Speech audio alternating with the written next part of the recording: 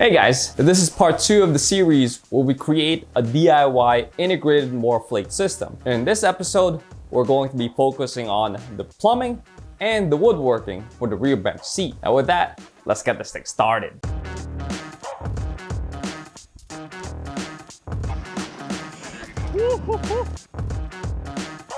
Now, for those of you guys who are new to this channel, my name is Carl, and this channel is dedicated to all things DIY, mods, and engineering for your second and third gen Tacoma. So make sure you smash that like and subscribe button already. Now, as I mentioned, this video is part 2 of my overly complicated compressed air system on board my Toyota Tacoma. And this compressed air system will be used to both power my air lockers as well as inflate and deflate my tires. Now, I forgot to mention that I do have rear airbags too to my system, but we'll worry about integrating that later on. Why am I doing all this complicated stuff? Because I do want to build the most perfect modular Tacoma. So just to recap all of the work that was already done. We've cleared out the whole back seat. We've also installed sound deadeners. We've installed these rear MOLLE panels. We've also relocated my air compressor with some custom bracketing, as well as relocate my mini air tank. So with that, let's get to the truck. So here's the idea. I'll sit right in here just to show you. So bench seating, most of the weight will obviously be on this part of the structure. This will be just to rest the hamstrings on when you're sitting down. But really, this isn't bad. This is a pretty good angle. So this bottom portion will be kind of angled this way. And now I'll just have to figure out the proper lengths for the platform. So we'll cut some scrap OSB, since I do have a lot of that laying around, and we'll test fit that idea.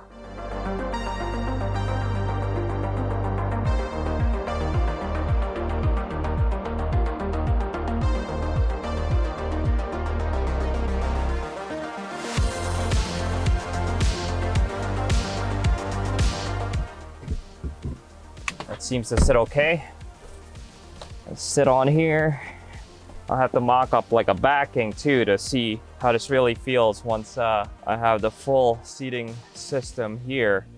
All right, another scrap piece of plywood. I think that's probably how everything will kind of mate together. That's not bad. I mean, for what it is, it'll definitely work.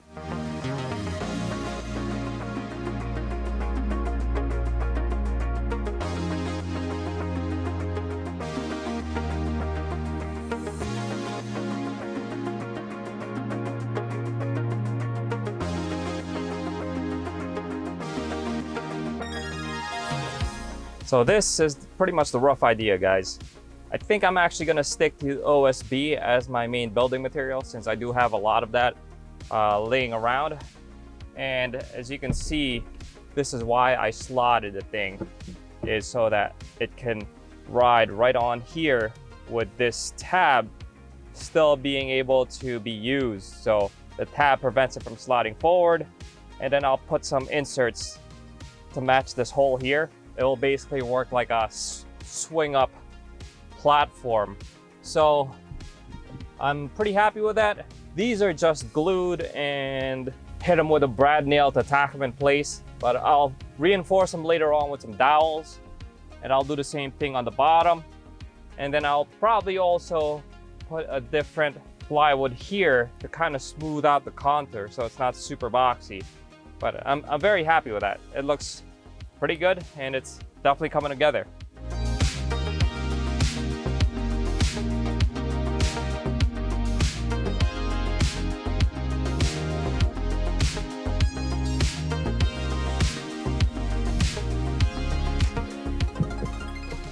Oh yeah, look at that, guys. That fits pretty nicely.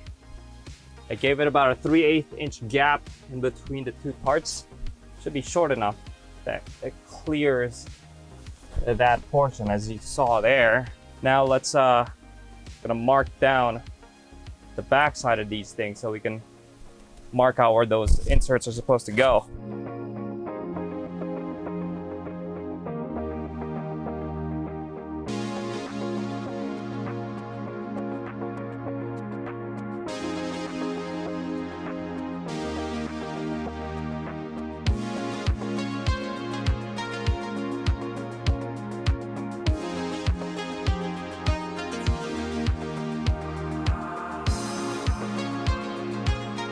Now I'm going to drive some dowels, and this will very much reinforce this whole system here. The dowel I'll drill so that it goes through all 3 sheets here. I'll drill it at an angle and we'll take it from there.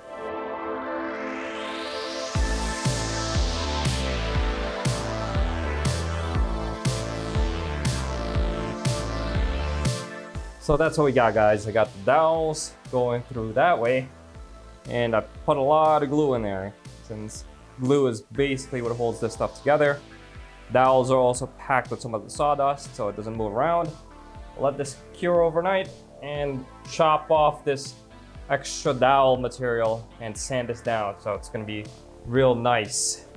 So I will be doing the same to this bottom side that you see here.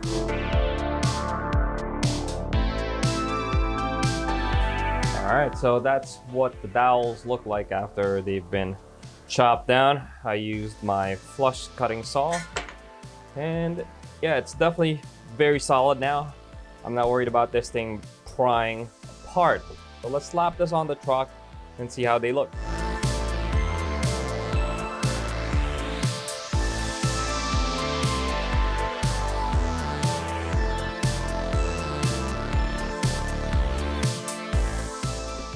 All right, so this is what it looks like so far, guys. It's starting to come together real nicely. So, next plan of attack would be to see where we can mount all these air fittings. We'll need to put 2 female air connections, 1 on each side. I have a 3-way valve to install as well as a gauge. And I'll show you what the rough idea is. We'll have this female air chuck here and on the other side, which will act as our outlet for the air system. And then we'll have this gauge floating somewhere here too. Both will be mounted on this OSB. Now, I do have this 3-way valve, and I was trying to figure out how to mount this. And I think this valve, I'll cut a hole right on this part of the seat and have just this valve portion which spins. This is a 3-way valve that will allow for inflating, deflating, and I'll have it basically be mounted here but from the inside. Mark it with a pin punch, and we'll drill a small pilot hole.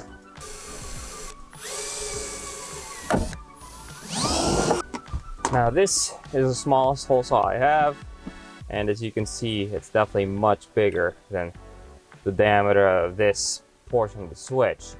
So the idea would be to cut a hole, oversize it, and then use 3D printing to create a flange bezel so it really cleans it up from the other side. So for now, it's time to cut a hole.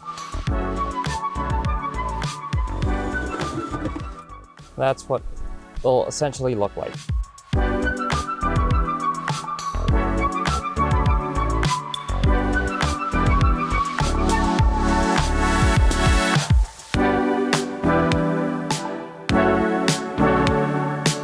So this is the 3-way valve, guys. The way it works is I have air coming in through here. This will be the pressurized air from the air compressor.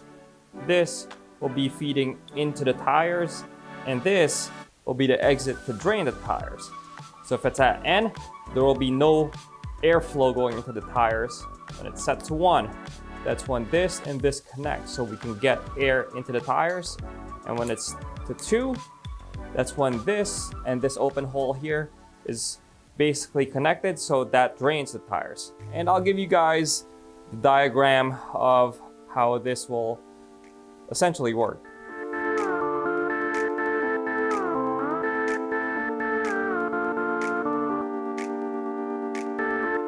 All right, as you can see, guys, that definitely looks a lot cleaner. But with 3D printing, there is the limitation of its strength. And as you can see there, there's a little bit of stress cracking. So eventually I'll probably make this out of sheet metal, but just for the purpose of prototyping and testing and fitting. think this works totally fine.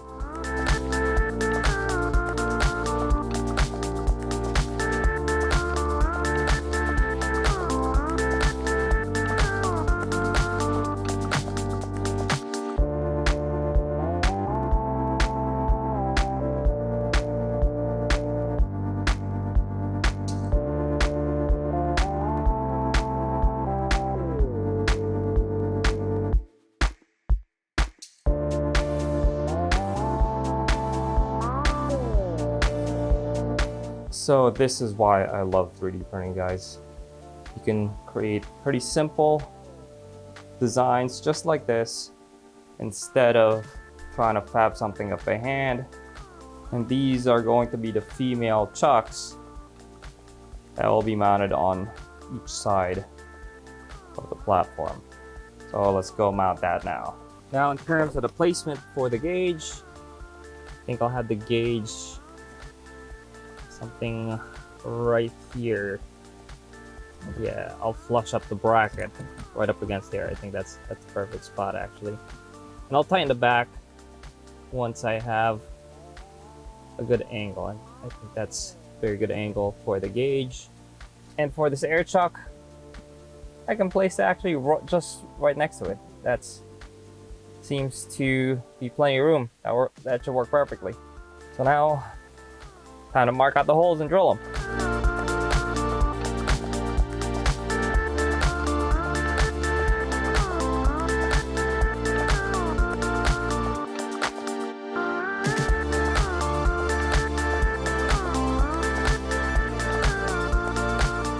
That definitely looks good, guys.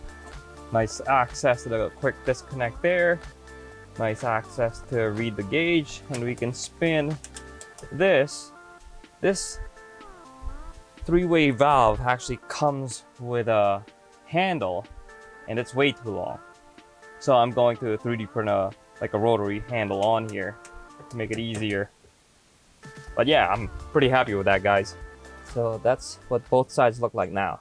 And I just want to mention these are all screws and bolts and nuts that I already had on site. So that's why I went with the ones that's a little bit longer, because I already had them. Anyways, now that all the outlet fittings are complete, let's work on the fittings that connect these two. This is the compressor and that's the air tank. This part of the plumbing and wiring should be pretty straightforward. I gotta connect these two hoses. Going to replace this with the lower pressure switch. And then I'm also going to be removing this and swapping this out with a quick disconnect fitting for the air tubing. So let's get to that now.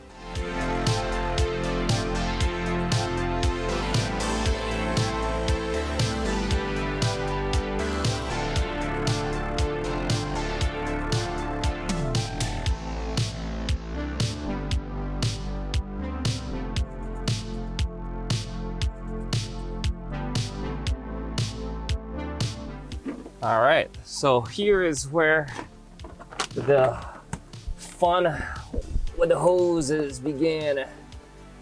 So the goal of routing this line would be to allow this platform to still be closable independently from this platform. So I'll have to run the line with enough length to do so. And I can always clean up and cut down a little bit more later. So it's always definitely good to run with some excess tubing. Now what's nice about this, guys, is since it's a quick disconnect on the tubing, we can easily adjust the length of these things, no problem. As well as do a quick replacement at the trails if need be.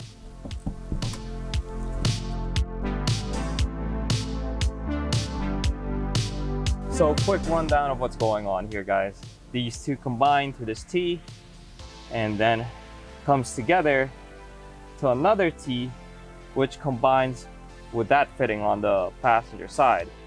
And both of those connect to the end portion of this valve. now let's pressure test this idea. So now I have my tire inflator. This is the tire inflator tool that I've been using. I have it zip tied so it basically allows the air to pass through no matter what. I have my hose that I'll hook up to here. And then we'll hook this up directly to the tire. And right now I have it in the neutral position so that we have the gauge basically just read the pressure in that tire. So that's the current setup right now, so you guys can see it directly. I'll have to definitely leak test this, but I don't really hear any hissing right now. It would definitely be better to get like a Windex and check the bubbles on each of the fitting. But as you can see, the pressure of that rear passenger tire is at 38 psi, and we turn it downwards, it's draining that tire slowly. And now it's about 37 psi. So the system is working, at least for the draining part. Now let's try the inflation part. All right, so we have the inflator, the tire inflator going. We're draining the tire here when it's in the down. We've reduced it to about, let's reduce it to about 30 psi.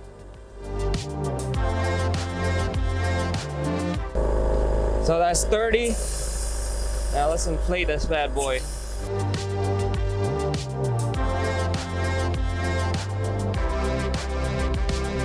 All right, as you can see guys, that thing is working awesome. I'm very happy with that. And now a lot of it really is cleaning up the tubing and cleaning up the routing, but geez, that idea has definitely worked. This is the proof of test right here. So now we'll just have to make those two pigtails and at least the inflation system should be good to go. Now I will have to put a T somewhere in the middle there in order to get my lockers working. But for the testing today, I'm very happy with this. This came out great. So that's pretty much it for this video, guys. There's definitely more to come, so make sure you smash that like and subscribe button already. Now I will have all of the list of materials and the diagrams for this system down in the description below. Now all of the finishing work for the OSB will be lumped at the end once we figure out the seat back portion of this project. In the next video, we'll be fabbing up the pigtails that connect to all 4 tires. Anyways, stay tuned as we run into more problems and we figure out possible design solutions for them. So until next time guys, peace out.